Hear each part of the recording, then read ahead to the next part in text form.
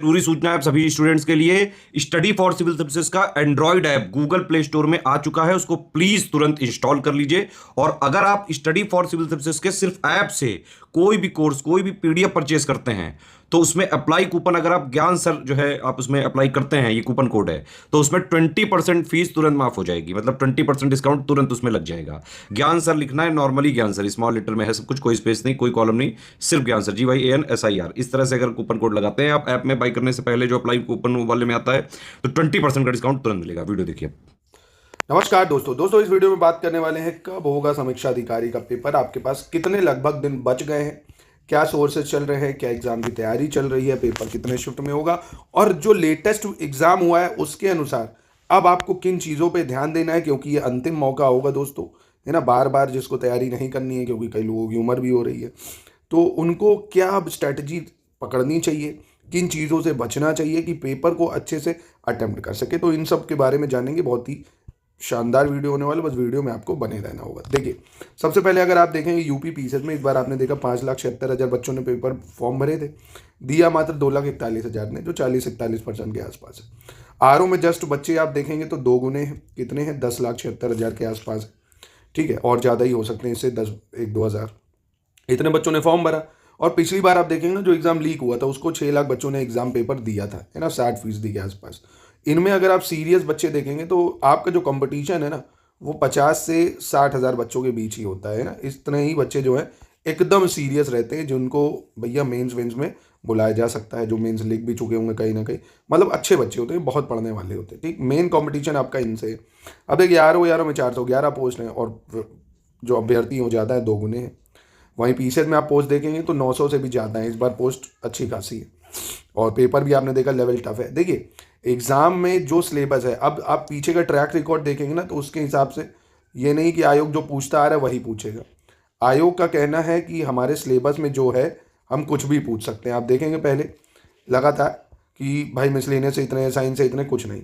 आपको जो सिलेबस में वो सब पढ़ना होगा, उससे काम नहीं चलेगा, पहला पॉइंट। दूसरा, पीवाईक्यू से काम नहीं चलेगा। पीवाईक्यू सिर्फ आप एक रेफरेंस ले सकते हैं कि किस टाइप के क्वेश्चन है। अब एग्जाम का पैटर्न बहुत ज़्यादा बदल रहा है। अब देखो, स्टेटमेंट बेस्ड सवाल, क्रोनोलॉजी वाले सवाल, डेट्स वाले सवाल, करंट अफेयर्स के सवाल, इन सब का एग्जाम पैटर्न बहुत ज़्यादा चेंज होता जा रहा है, ठीक है।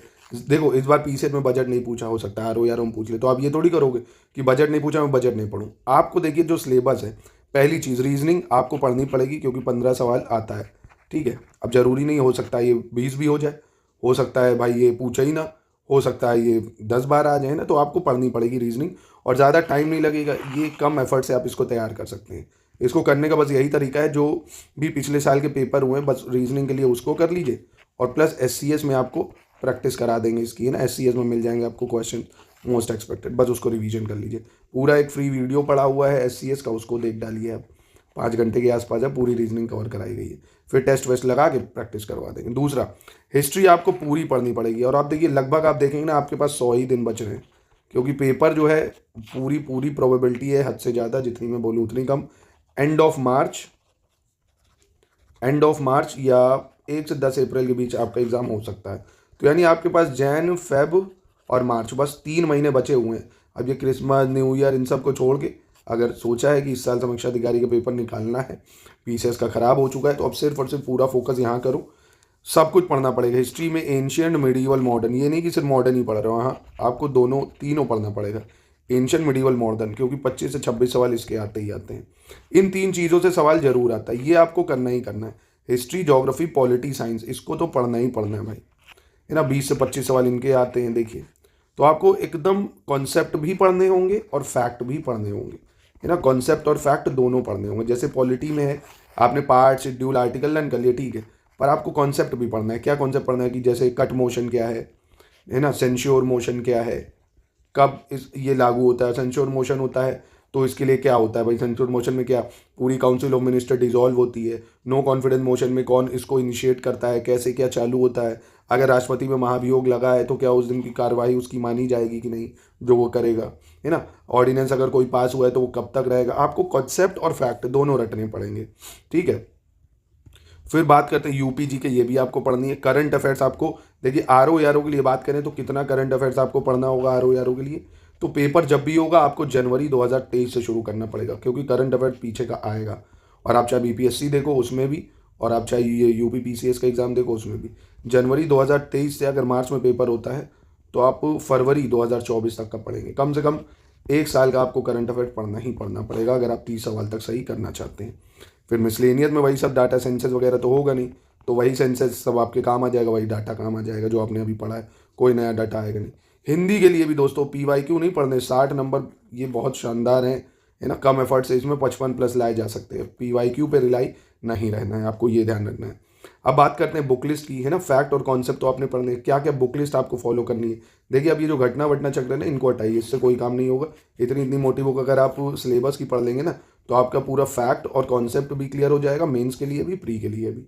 जैसे सबसे पहले आप ये देखेंगे हिंदी का, ये हिंदी की हमारी लिस्टिंग है, मतलब 60 नंबर पूरे आपके प्री और मेंस के यहाँ से कवर कराएंगे हम। ये देखिए ये विलोम मिल जाएंगे आपको, ठीक है, ये विलोम शब्द है। उसके बाद ये वाक्य वर्तनी शुद्धि देखिए, है ना, कि कैसे वाक्य वर्तनी शुद्धि को करा जाता है, पूरा सब कुछ है इसमें, कि क्या सही है क्या गलत है, कैसे अनुग्रह को कैसे लिखते हैं भाई, साप्ताहिक क्या होता है, तृतीय क्या होता है। ये प्री में भी आपके काम आएगा, मेंस में भी। अगर आप सिर्फ इतनी ही लिस्टिंग कर डालेंगे ना जितनी ये हम हिंदी की देंगे, तो 60 में से आप 55 मार्क्स आराम से ला सकते हैं। और कोशिश करिए आप डेली 2 घंटा हिंदी पढ़िए। ये जो लिस्टिंग ले लीजिए हमसे, 2 घंटा इसको डेली पढ़िए। 100 डे वाइज मॉड्यूल से आप अगर हमारे पेड ग्रुप में जुड़ के तैयारी करेंगे, डेली आपको ऐसे ही Hindi plus history, geography, polity, science, current affair, सबका एकदम सिलेक्शन मटेरियल जो 3-4 बुक्स से कंबाइन होकर आपको दिया जाएगा, एकदम जो ज़रूरी चीज़ें हैं वो, प्लस लेटेस्ट एंड पैटर्न के आपको टेस्ट करवाएंगे, प्लस फिर क्विज कराएंगे। जो भी डाउट हो रहे हैं आपको हमारे डाउट ग्रुप में जुड़ के आप उसको पूछिए, जितनी बार पूछना चाहते हैं उतनी बार पूछिए। ऑडियो वीडियो सारे फॉर्म में आपके डाउट क्लियर हो जाएंगे। ये जैसे देखिए आपको ज्योग्राफी के नोट्स दिए जाएंगे, हिंदी इंग्लिश दोनों में अवेलेबल होंगे। देखिए जैसे इस बार भी पूछा गया था ना माउंटेन, ये देखिए पंचप्रयाग वगैरह सब डायग्राम फॉर्म में दिएंगे, बहुत शानदार। अब देखो पासेस पूछे थे हमने, पासेस ऑलरेडी आपको ऊंचाई भी देते थे। अब कई लोग कहते थे अरे यार ऊंचाई कौन याद करे, नहीं पूछता है, पूछ लेता है भाई, देखो, है ना। तो ये चीज़ें होती हैं एग्जाम में, आपको जो हम देंगे ना, अगर आप इतना पढ़ेंगे, हम सिर्फ वही देते हैं जो एग्जाम के लिए ज़रूरी है, क्योंकि ये पूछा जाता है। इसमें आपको वर्ल्ड ज्योग्राफी, इंडियन ज्योग्राफी, पूरी लिस्टिंग है ये। और मात्र आप देखेंगे ज़्यादा छोटी है, बड़ी भी नहीं है, मात्र 59 पेज की है। सब कुछ इसमें दिया है जो आपके पेपर के लिए ज़रूरी है। ऐसे ही साइंस का भी मिल जाएगा आपको। ये देखिए साइंस के मिल जाएंगे, जैसे क्वेश्चन आंसर फॉर्म में एकदम 1 लाइनर, जो RO यारो के लिए ज़रूरी है ना। सिर्फ 1 लाइनर आंसर में आपको ये लिस्टिंग भी दे दी जाएगी साइंस की। हिस्ट्री, ये देखो हिस्ट्री में सब, ये नहीं आपको स्पेक्ट्रम और दुनियादारी से ढूंढना नहीं पड़ेगा, देखो सब कुछ आपको, जैसे जातीय आंदोलन ये एक जगह दे दिया, टाइम भी दे दिया, कहाँ पे हुआ, कौन कौन लीडर था, सब देंगे। फिर देखो किसान आंदोलन ऐसे दे दिया, जो इंपॉर्टेंट एक्ट हैं, कहाँ और आंदोलन हुए हैं, मतलब पूरी एंशिएंट, मिडिवल, मॉडर्न हिस्ट्री, सब ऐसे ही जो भी महत्वपूर्ण फैक्ट हैं उनके साथ। देखो हिस्ट्री में कोई कॉन्सेप्ट होता नहीं भाई, फैक्ट्स हैं सारे, तो सिर्फ और सिर्फ जितने जरूरी फैक्ट है, देखो पेपर, समाचार पत्र, कौन सा कब कहाँ लॉन्च किया गया, कौन सी किताब किसने क्या लिखी, मतलब जितनी जरूरी चीज़ें हैं सिर्फ SCSE कंबाइन करके देता है। देखो सारे आंदोलन, जितनी भी इंपॉर्टेंट सभाएं बनी वो सब आपको देंगे हम। कौन से सामाजिक सुधार फिर एक्ट आए, जैसे ना हिंदू विधवा act, native marriage act, age of consent act, Sharda act, ये सब किसके शासनकाल में आया, कौन आया, इंपॉर्टेंट कांग्रेस सेशन से लेके सब कुछ। तो RO यारो का रोड मैप यही है 100 डेज का।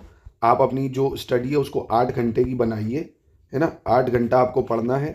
कैसे पढ़ना है 8 घंटा? 2 घंटा जिसमें से आपको हिंदी पढ़नी होगी डेली, चाहे आप विलोम पढ़ें, तत्सम तद्भव पढ़ें, वाक्य वर्तनी पढ़ें, है ना।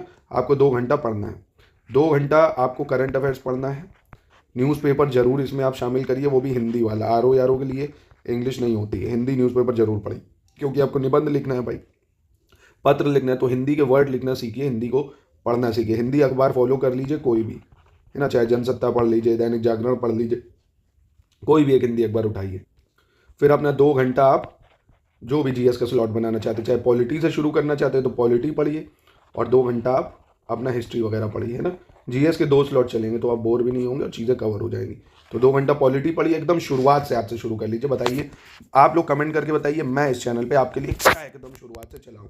पहली GS में history, geography, polity, science, UP GK, miscellaneous, इनमें से आप मुझे कमेंट करके बताइए एकदम शुरुआत से क्या पढ़ाया जाए। आपको जो सही लगे उन दोनों टॉपिक को शुरू करिए, एकदम जीरो से उठाइए।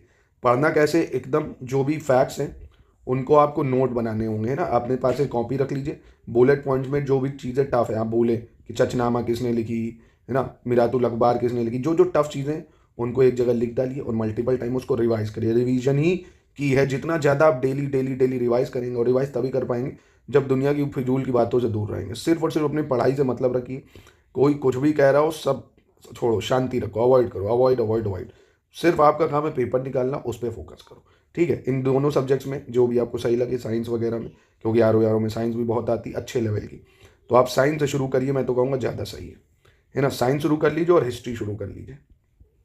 एकदम बेसिक से इसको पढ़िए, बार बार नोट्स बनाइए, हमारे ग्रुप को ज्वाइन करके संपूर्ण तैयारी आपको करा देंगे दोस्तों। बाकी कोई सजेशन है, मतलब आप कुछ पूछना चाहते हैं, कोई कमेंट है, तो आप कमेंट में पूछ सकते हैं।